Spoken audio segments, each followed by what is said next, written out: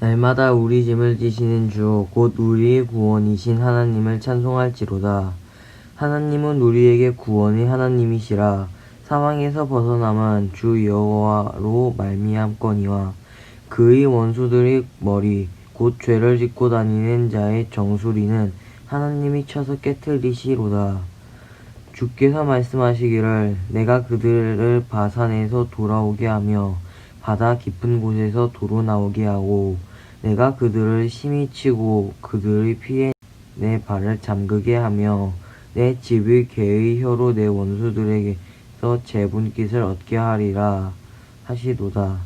하나님이여 그들이 주께서 행차하심을 보았으니 곧 나의 하나님 나의 왕이 성소로 행차하시는 것이라.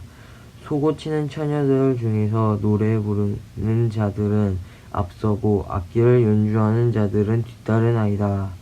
이스라엘의 근원에서 나온 너희여 대회 중에 하나님 곧 주를 송축할지어다. 거기에는 그들을 주관하는 작은 베냐민과 유다의 고관과 그들의 무리와 스불론의 고관과 납달리의 곧관이 있도다. 네, 하나님이 너희 힘을 명령하셨도다. 하나님이여 우리를 위하여 행하신 것을 견고하게 하소서. 예루살렘에 있는 주의 전을 위하여 왕들이 주께 예물을 드리리이다. 갈밭이 들짐승과 수소의 무리와 만민의 송아지를 꾸짖으시고 은 조각을 발 아래에 밟으소서. 그가 전쟁을 즐기는 백성을 흩으셨도다.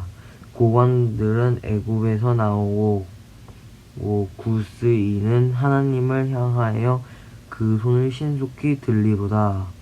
땅의 왕국들아 하나님께 노래하고 주께 찬송할지어다. 옛적 하늘의 하늘을 타신 자에게 찬송하라.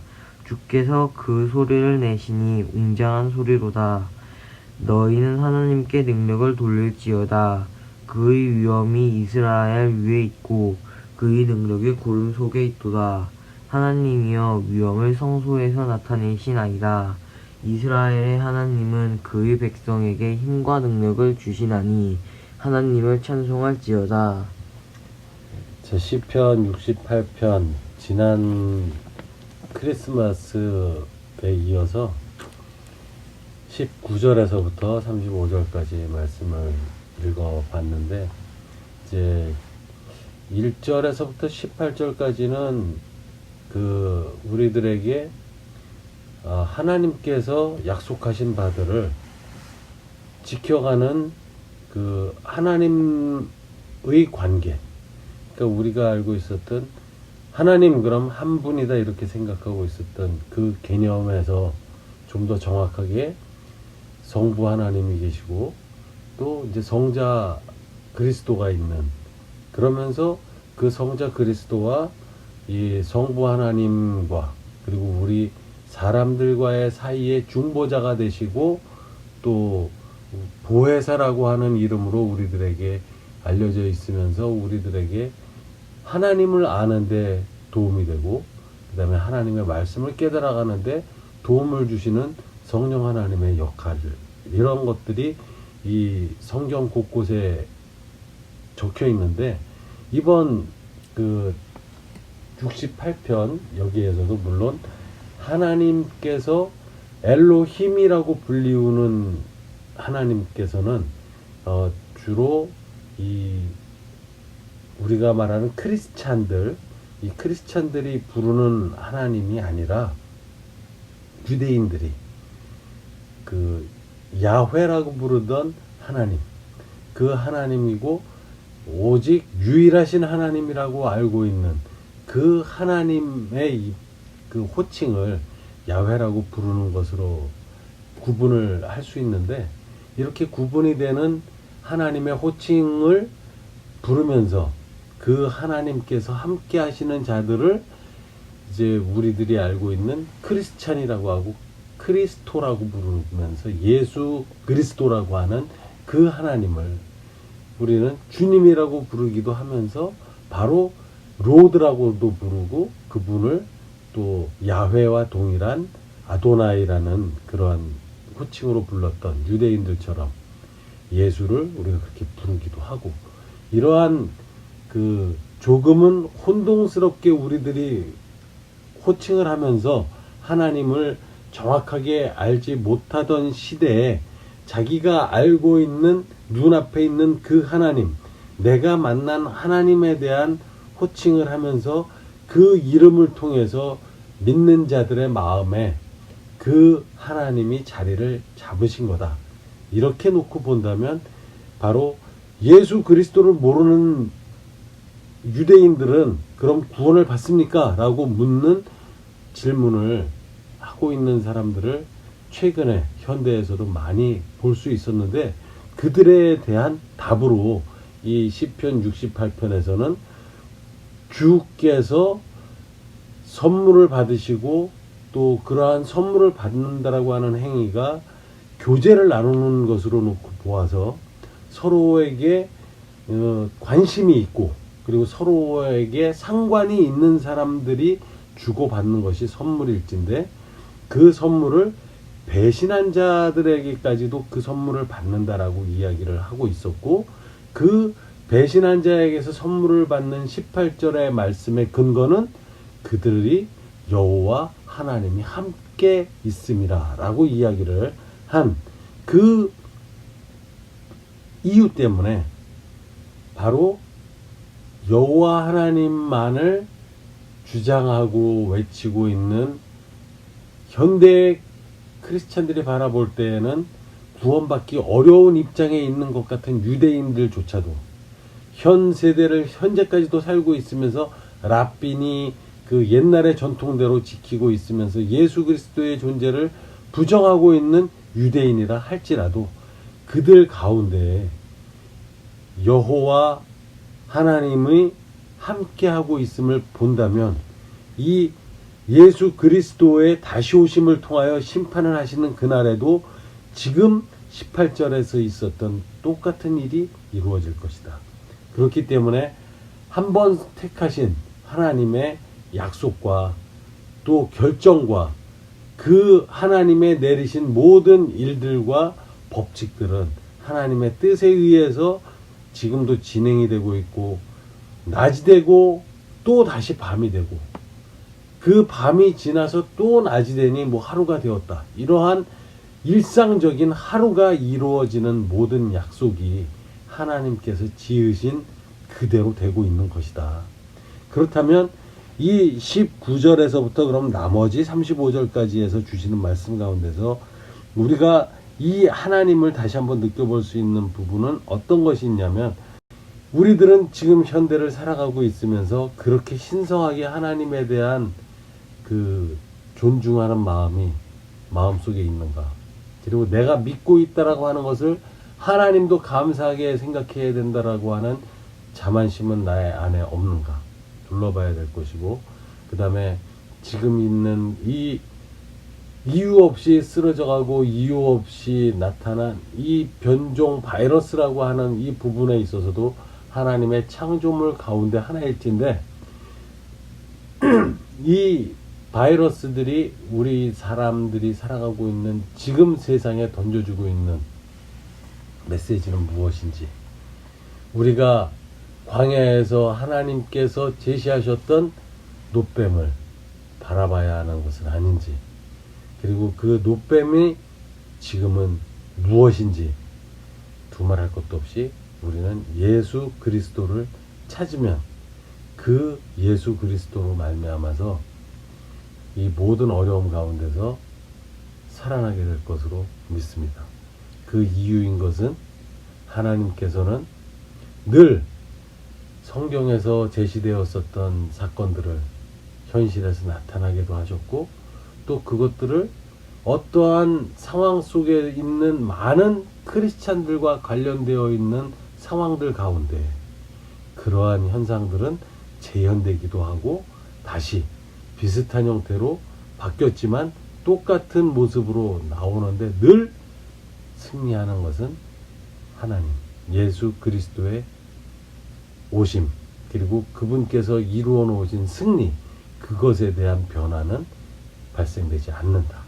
그렇기 때문에 우리는 이미 이겨 놓으신 하나님의 승리를 이후에 우리들이 지금의 이 생에서, 그리고 지금의 이 죽음과도 같은 삶에서 진정한 새로운 삶이 우리들에게 전개되어질 때, 그때는 바로 예수 그리스도와 함께 한다라는 것, 그리고 그분의 심판을 통해서 그 날이 또한 시작된다라는 것, 그리고 그 날은 지금 우리가 살고 있고 이 숨쉬고 있는 현실에서 마지막 날에 다시 시작되는 새로운 날이 우리에게 있을 것이다라는 이야기가 우리들에게 이미 약속되어 있고, 그 날은 모든 사람 개인에게 있는 그 수명이 다했을 때 일어나는 그 때가 아니라 책에 쓰여 있는 대로 하나님께서 불려 올라가신 그 모습 그대로, 승천하셨던 모습처럼 그대로 우리들에게 오시는 날이 있을 것이고,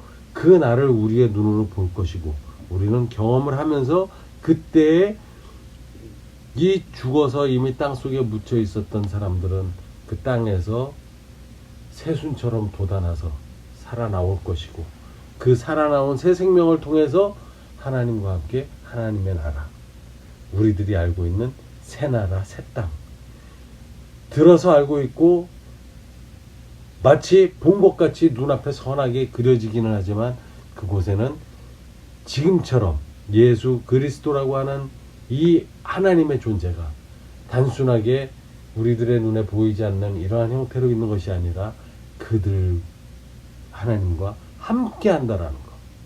그래서 함께 먹고 함께 뒹구르며 함께 그 마치 푸른 초장에서 마음껏 풀을 뜯고 있는 양떼들처럼 그렇게 마음껏 풀을 뜯고 자기 원하는 대로 삶을 살아가도 아무런 죄인이라고 이야기하지 않는 상태가 될 것입니다.